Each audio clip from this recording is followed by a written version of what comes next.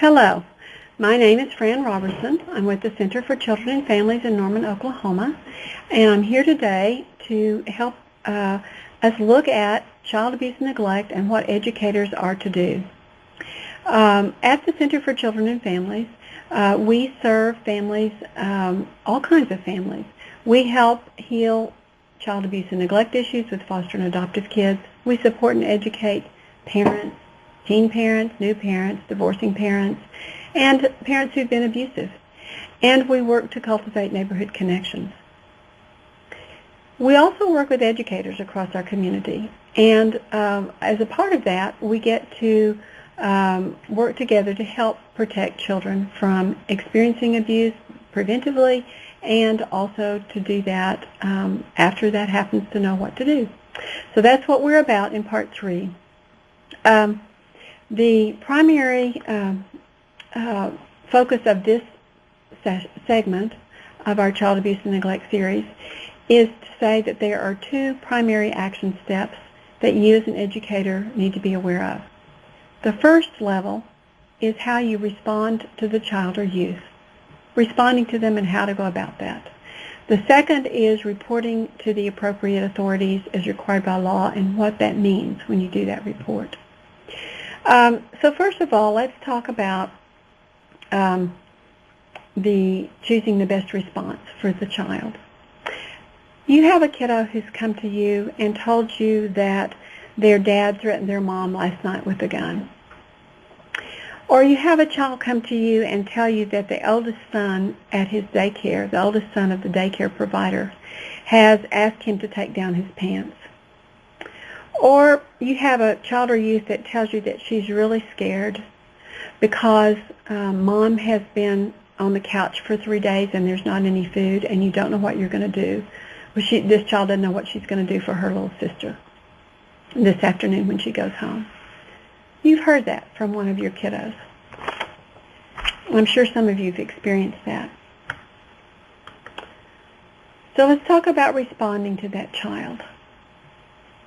First of all, you have to know that that child is very brave to talk to you. It takes incredible strength and energy for a child to bring this to you. And you as a listener are honored with the trust. They must have decided that you're a trusted person, or they wouldn't have come to you.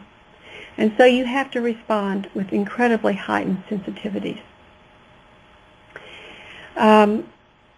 It's a situation that when any of us are in this situation, we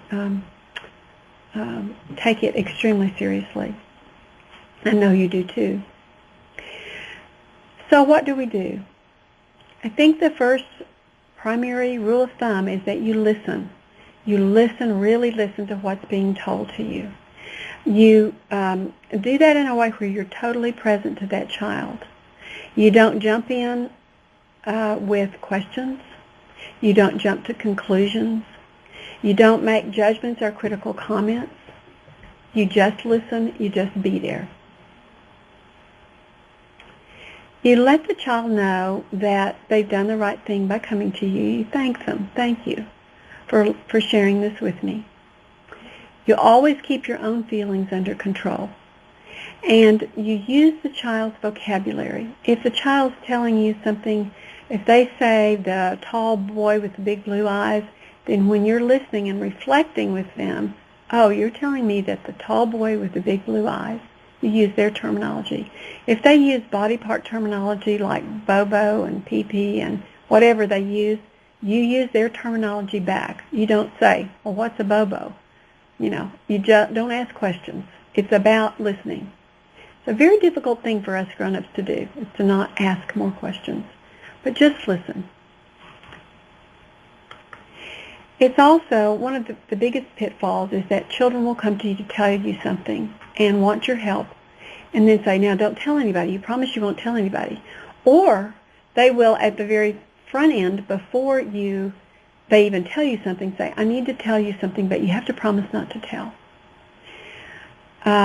You can't promise not to tell. The bottom line is, and it's a real problem for us as grown-ups.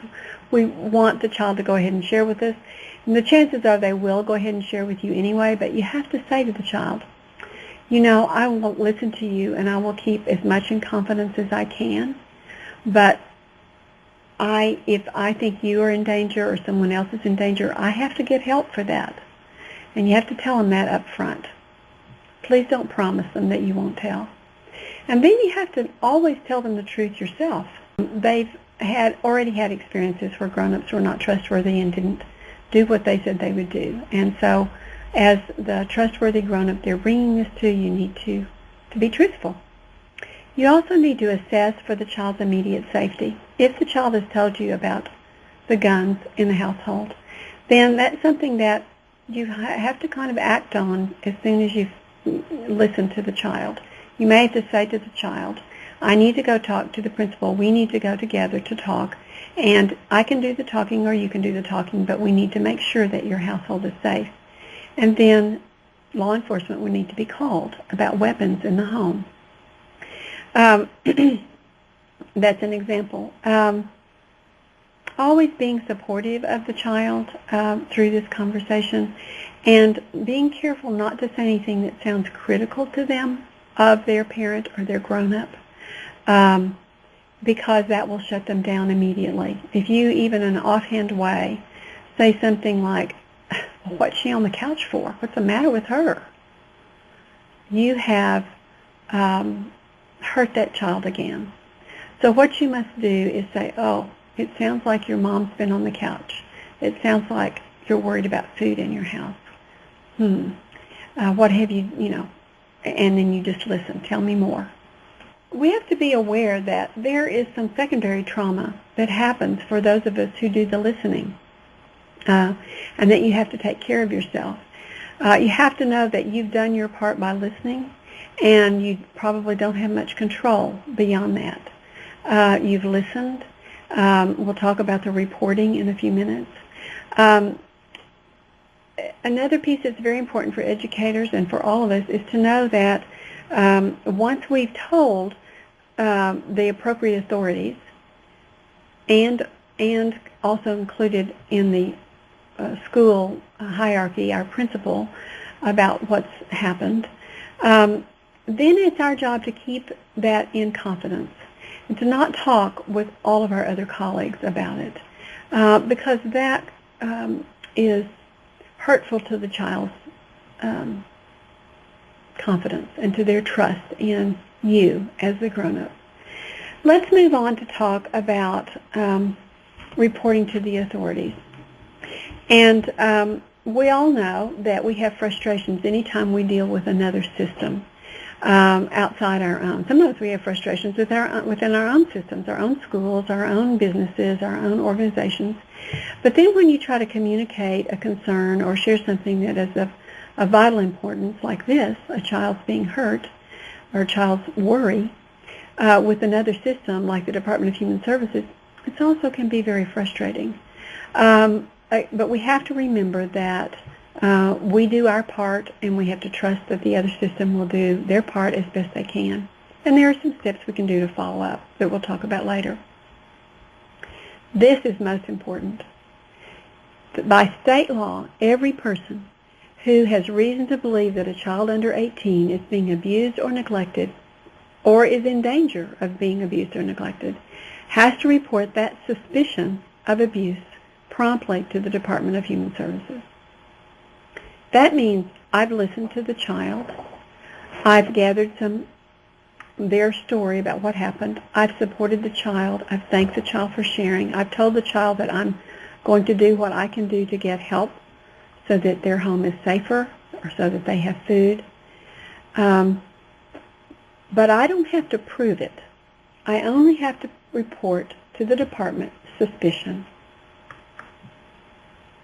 So what happens if I don't report? If I have a suspicion of abuse and I don't report, what happens? Well, failure to do so is a crime. We're all responsible for reporting. And if we report in good faith, we are immune from both civil and criminal liability. So reporting is our individual responsibility. Let's talk about what happens when you do make that report to the Department of Human Services. Well, you're reporting suspicion, and you're making a request for those folks who are in charge of this for our state to do an assessment to determine safety or lack of safety for that child. As a reporting person, I don't have to prove anything. I just have to make my report of suspicion. And the assessment and validation of those reports are no longer my job. It's not my job. They really never were my job. It's the job of law enforcement and the Department of Human Services. Okay? Sometimes we worry about whether or not our reports are confidential. They are. By DHS policy and state law, our reports are confidential. And that has been my experience over the years of time that I have had to make child welfare reports. A family may try to guess who made the report, and you may sometimes feel like it wasn't kept confidential, but I think that they're really quite good at doing that, and a family will still sometimes try to guess who made the report. Maybe their child wasn't seen anywhere else but school, and so they assume the school made the report. And an additional comment is that if I know the family well and believe that the child will not be in any greater danger, I will sometimes tell the parents I'm making a report about concerns about their family. If I think the child is going to be in greater danger because I've told the parent that, then of course I don't tell them. First priority is always keeping the child as safe as possible. So here's who you make the report to. Repeated it a few other times. You can make that to your local office. Now, if you are you observe the abuse in Rogers County, but you live in Tulsa County, you call Rogers County if that's where the abuse happened. Okay? You always call the county, and you can call the other county. It'll take longer because you'll need to be referred to the appropriate county.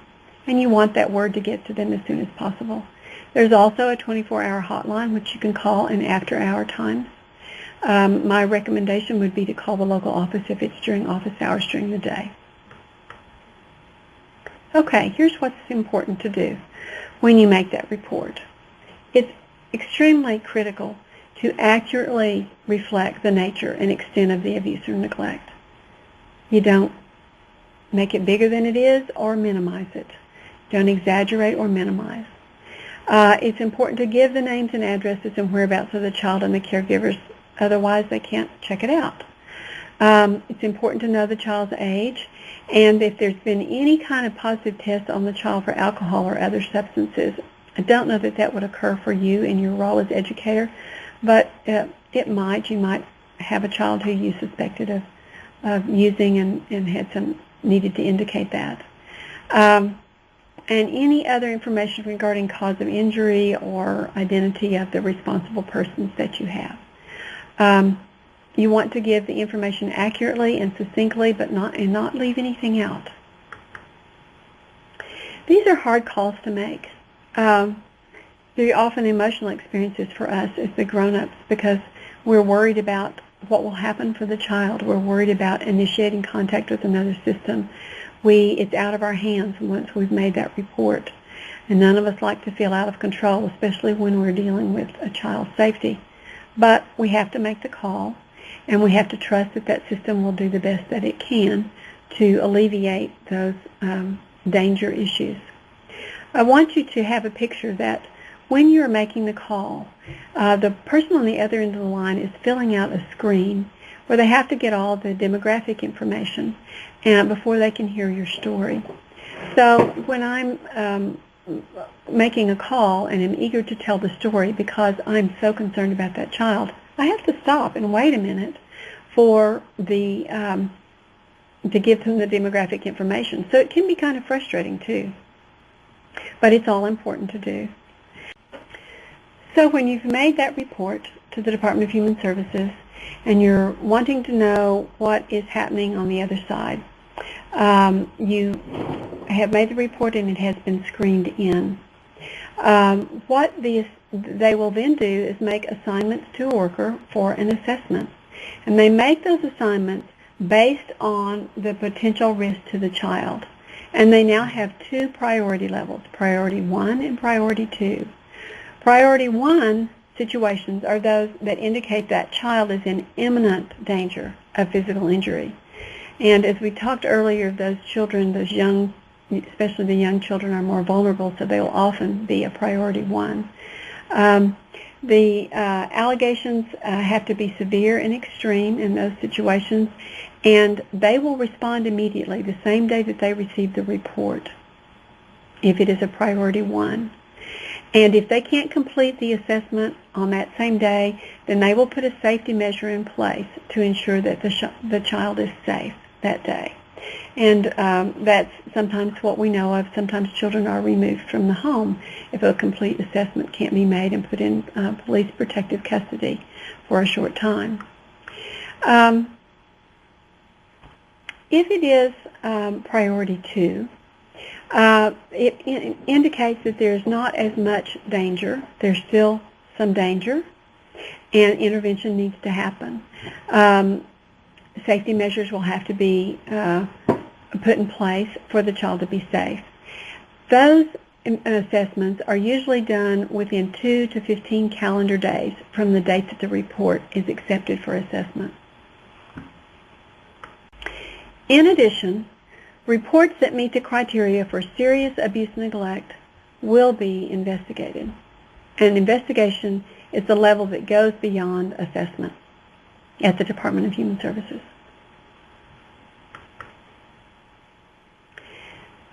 When an assessment is in progress, this is what's going on.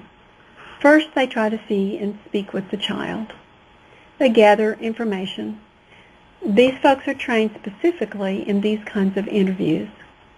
That's another reason why it's important for us not to ask questions when we when a child has shared some information with us, because it can sometimes compromise the investigation by the folks who are trained to do these specialized interviews. The family is also interviewed. There are other interviews that happen of people that they call to collateral folks to the case. It may be an aunt. It may be you as the school person. It may be a daycare provider. It may be a neighbor. But they will do as much information gathering as they can to determine the child's safety. There are actually, at this time, no findings on assessments. Rather than findings, what they develop are safety plans. And those safety plans can include a lot of creative possibilities. They can also include things like if there is the person who is a batterer in a home and has risked that child's safety, it's possible that person will be asked to leave the home.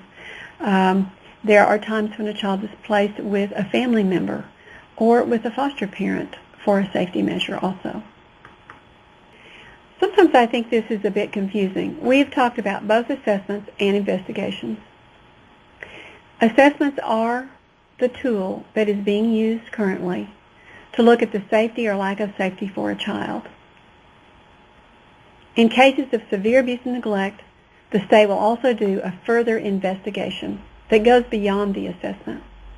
And if that happens, they do have findings after investigations. And those findings are in these very specific categories.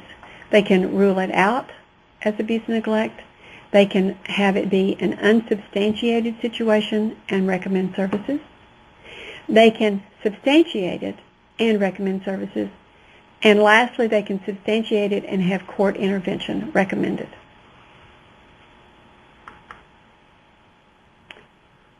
The district attorney, we're still on the path of understanding what happens after you make the report.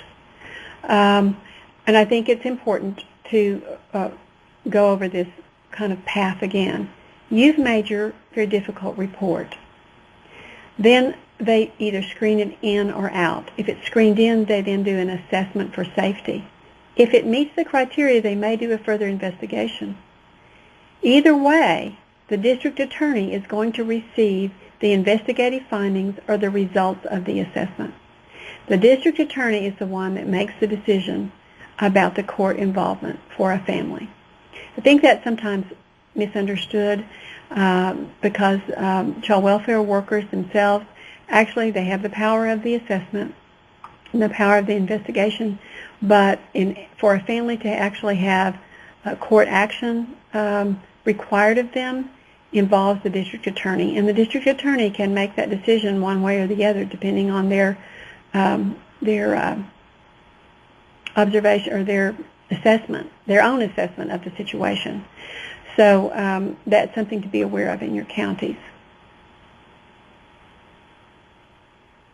So let's say I've made my report. I now understand a little bit about what's gone on in the, after my call to the Department of Human Services. But can I find out anything else after I've made my report? Well, yes, you can. There are a few things you can find out. I reported the suspicion. What you can learn is you can learn if the case was assigned for an assessment or an investigation or was screened out. So I've called on the situation where the mother was depressed or using substances and was on the couch and the child didn't have food. And I've called and I haven't seen anything happen. I don't know what's happening. The kids come back to school, they're still hungry. I don't know what's going on. I can call the Department of Human Services, identify myself, say I made a report last Monday on the 7th of May, and I would like to know what the results of my report were. Was this report screened out, or was it assigned for assessment? It's helpful if you know the terms, then you kind of know what you're asking for. If it was screened out, tell me why. Help me understand the reason why it was screened out. If it was assigned for an assessment or an investigation, those findings can be shared in terms of they can only be shared in the sense that they can say a safety plan was developed or the investigation was substantiated and there will be court involvement. You are not entitled to details of the investigation or the assessment. That's very frustrating sometimes when you're very involved with and concerned for a child.